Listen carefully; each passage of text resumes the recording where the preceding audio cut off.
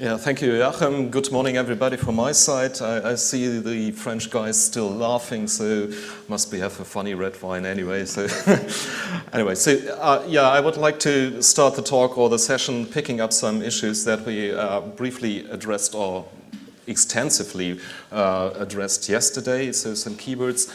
But this morning's session, I would like especially to focus on more management, strategic related topics and try to figure out how we manage to facilitate the different tasks that we have had in our project. So on the one hand, there is the issue about publicly funded feeding trials.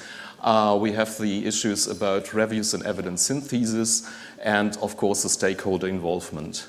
And this all has to be managed within the management work package, so today and the morning will be about the management. What is quite important, of course, for a project is the funding, and so here are some figures about the funding support for the project GRACE. So the planned budget where we start with was around about 5 to 6 million euros for funding, which means that for the research activities, only 75% will be funded under the 7th framework program. The other 25% has to come from other resources. The topics related to stakeholder involvement and management, they have been funded by 100%. So the direct cost that we spent for the first two reporting periods, which is 36 from 42 months, was already around about 3 to 4 million euros, and the project management in this time spent around about 4.5% of the whole budget that has been spent, around about 170,000 euros. So the total costs that we do not only look at the direct costs, but also include administration things, which are usually, for the most partners, lumped in a flat rate for funding. Then we are now already up to a level of round about 6 million euros that has been spent within the 36 months. There are still 6 months not in these lists. Some activities will accumulate at the end, as we already faced during this meeting. So at the end, I think we will fairly end up with this 5.8 million and around about 7 million euros for the whole project costs. Some lessons that we have learned through the lifespan challenges from the start and likely to the end of the project. So we figured out that we need to start in the beginning and latest in June 2012, which has given us the opportunity to cover the first cropping season and to buy maize for the first cropping season. Nevertheless, the signature to the grant agreement was made by the Commission in July. So there's a slight delay, which has had an effect actually on the employment of temporal staff from the project, which means in June, July, there's a summer break. So some partners, they only could employ temporal additional staff to the project in autumn of 2012. So there was already some delay, and so some key activities started already with some delay due to this shift in the signature from the project start. Then in 2014, we asked for a prolongation of 3 months. We already recognized that there will be a problem, that the things are accumulating at the end, and you already addressed it during this meeting here, that we will have some problems squeezing everything in at the end. So we asked the Commission to grant us a prolongation without additional costs, of course, for 3 months, but the rules are very strict, and they said, so if there is no force majeure, which means if the facility isn't burned and something like that, or a meteorite is destroying anything, then we cannot grant a prolongation.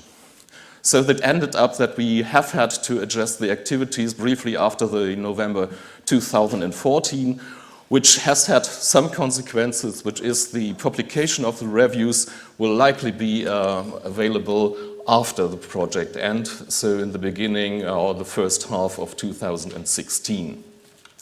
And as I already said, we faced it, the stakeholder events accumulate now in October 2015, and in contrast to our initial planning, so we only could present preliminary outcomes, roughly collated documents for scrutinizing by the project, by the stakeholders. So after all, the project will end now at the end of November after 42 months. So what are the specific issues about management on the public-funded feeding trial? So on the one hand, it was the accessibility of plant material, and this issue is also related to the independency. So the project, GRACE as well as G-Twist, we didn't gain any support from the industries for seeds or something like that. So the maize has been ordered by growers from Spain without further obligations. Related to that, in March 2015, some members of the European Parliament filed in a question to the Commission. And it reads out this way, that they stated before researchers investigate companies' GMO crops, they must sign an agreement with the proprietary company. I skip the next part, and given that the GRACE project and the G-Twist project, two-year animal feeding trial, are publicly funded and must be transparent to gain public trust, which is addressed in one way, that it should become clear was any agreement signed between the GRACE researchers and Monsanto, the developer of the MON 810 maize, and if so, when will the Commission publish it? When will be the results of the one-year feeding trial undertaken with MON 810 maize under GRACE project be published in a peer-reviewed journal, and then has any agreement been signed on behalf of the project G-Twist? And the answer is straightforward from the Commission, and so for the first and the third part of the question, it was based on the information received from the project coordinators. The GRACE and the G-Twist consortia did not sign any contract with the variety and the event owner, as they did not buy the material from them. So as I said, we bought the material from the growers in Spain. And then there's the paragraph about the publication strategy. We already have talked about the publication yesterday. So we have had the first publications about the studies A and B, the 90-day feeding trials. And currently we are preparing the publications for the one-year feeding trial. The people that has been attending the stakeholder meeting already have already seen the tables and some detailed data from the one-year feeding study. And so ongoing within the next month, starting perhaps publication in beginning of 2016, the data as well as the publications will be available. So another issue which was actually challenging in the beginning when we tried to prepare the proposal for the project was to find an organization which is capable to conduct the animal feeding trials. At the beginning, we approached some contract research organizations in the western part of Europe, I think in Netherlands and France, I'm not sure. And, but when we figured out the money that could be associated to that, they say, well, it's out of our scope, so we cannot do it with this support. And the other issue is that if you think about some experiences, research organizations, they may have already have some contacts with the industries that provide pesticides or that provide GMO material. So at the end, we luckily came into contact with Dagmar Zelenkova from the University Medical School in Bratislava. They agreed to perform the feeding trials, and what they also could offer, which is quite important, that they have a license under GLP. So they have highly experienced toxicological studies done in other fields than GMO, and so we have to adapt more or less the experiences in the, or the material in the labs to the new feeding trials that we are conducting now with GMOs. And this leads me to the next constraint that we challenged. We find out already in the discussion with the Commission that some additional expertise is needed to cover some crucial issues for the project. And so we started to implement a task force. The task force is comprising members from the work packages 1 and 2, which are associated with the animal feeding trials and the alternatives, and some additional experts. So for toxicology, we hired an experienced toxicologist, Mark Martens, which was accompanying the project in the beginning, and then he stepped back and Pablo Steinberg stepped in for this, and in the advisory board we have Annette Pötting as an expert for toxicology too. Then in the beginning we have had a statistician, which is who dealt with animal feeding studies since years. He has a high expertise in that. So this was the starting point for this statistical analysis. And it turned out that the statistical analysis is much more demanding than we ever had thought in the beginning. And when Michael Festing retired, Kerstin Schmidt and Biomat stepped in, and finally they became a partner within the project. So Biomat is now a project partner. So we already heard yesterday that time is one of the big constraints within the project. As I already said, though, the employment of additional staff was essentially possible only after the signature of the Commission to the grant agreement, and we have the prolongation that haven't been granted, so everything has to be squeezed in the organization of the project. Another time issue, especially if we deal with large sums, the orders for analyzing the feed material and so on. So the ordering the services and the supplies according to the EUC rules for tenders is really time consuming. So the higher the amount, the more time consuming it is. And so we spent at least within Grace several weeks or months for following the rules for public tenders. And of course the budget planning is also related to that. So we have had some initial cost estimate in the proposal, but during the planning phase it turns out that in the end, when we run the project, some costs have considerably increased, and so we have to come up with a prioritization, which activities we go first, especially for the analysis of the plant material. We have had addressed it already in the stakeholder meetings, and we have to come up with some further negotiations to find out where we could lower the prices so that we cover the activities within the project. So how does it look from the financial point of view with the budget from the work packages 1 and 2? So again, for the first 36 months where we have the financial data available, so we roughly spent 800,000 euros direct costs for the feeding trials, and a bit more, almost 1 million euros for the work package 2, which is including the whole omics analyzer system, which could be quite expensive in some part that we conducted it. So how does it look for the reviews and evidence synthesis? Again, a key constraint was the time issue and the employment of additional staff after the Commission has signed the grant agreement. And again, the prolongation has not been granted. So again, also, we have to squeeze in all the activities within some shortened time frame. And in addition, for the evidence synthesis, we also faced that the workload was actually more than expected in the beginning. So we have to find a way to implement the evidence and synthesis approach. Most of the people in the project haven't been very well trained in evidence synthesis or systematic reviews. So what we have to establish in the beginning was a training course, especially for the participants in GRACE. and we provided an internal training course together with the collaboration of environmental evidence to get the basic ideas or the basics to conduct the systematic reviews and the evidence maps. We learned from that a bit.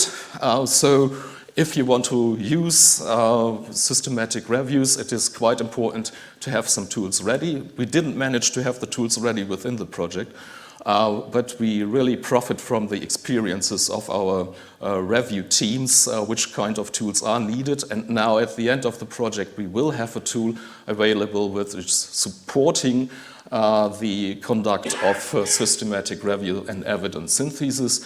And we offer a training course using these tools that are available at the 18th to 20th of April in 2016 in Berlin. So the budget for the work package that are associated with the reviews and evidence synthesis and information sharing are listed here. So currently in the work packages are dealing with the reviews on health. We currently have only spent 113,000, but I think there's a bit more money to come in the last part of the project, so it will increase more or less to an even level with the other work packages. And as you could see, for the work package 4 and 5, socioeconomics and environment, we spent roughly 3,500,000 euros.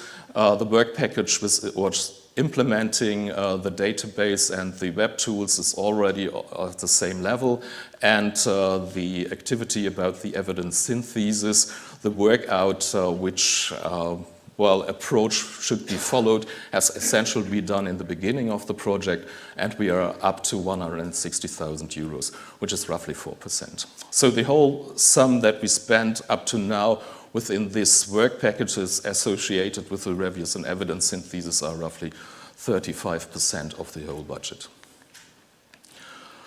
The final issue I would like to talk about are the challenges or the management challenges associated with the stakeholder involvement in communication. Parts of that has already been addressed by Armin yesterday.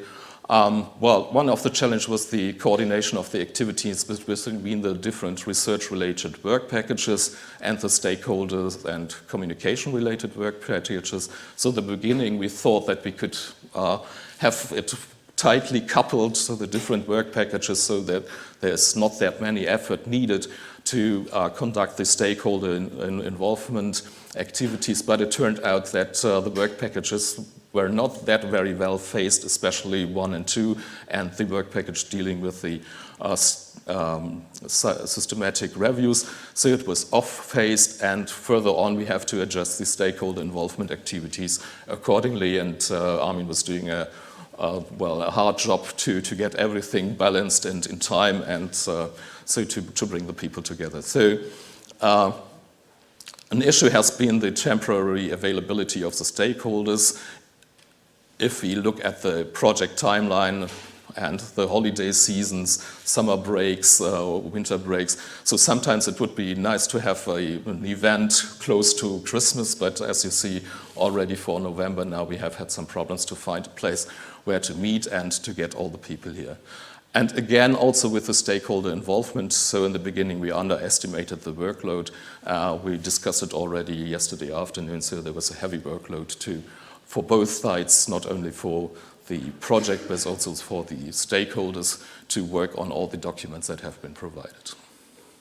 Nevertheless, we thought that it's worth doing it, because on the one hand, for the evidence synthesis, it really helps to rephrase and focusing the review questions and the review topics. So the stakeholder dialogue was actually needed to make the whole thing really feasible and operable.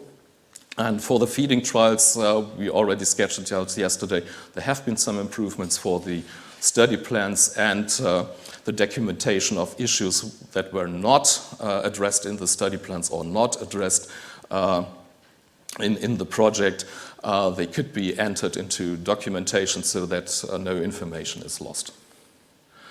The budget for the work package that are dealing with the communication and the stakeholder involvement is listed out here. So we spent already 221,000 euros, which is roughly 6% of the whole budget for stakeholder involvement. And communication is 212,000. Communication, for instance, is, well, the work package is organizing, for instance, this meeting here. So also around about 6%, and the web page for GRACE is also associated with the work package 9. So summarizing up, overall, for the publicly funded feeding trials, we have considerable time constraints arising from the formal procedures for the call for tenders for public entities. So it comes up with weeks to months, which is somewhat colliding to the project period. It would have been better in some cases to follow a stepwise approach. For instance, if you think about it is reasonable to run the analysis on the plant material and on the feed material beforehand before you feed it.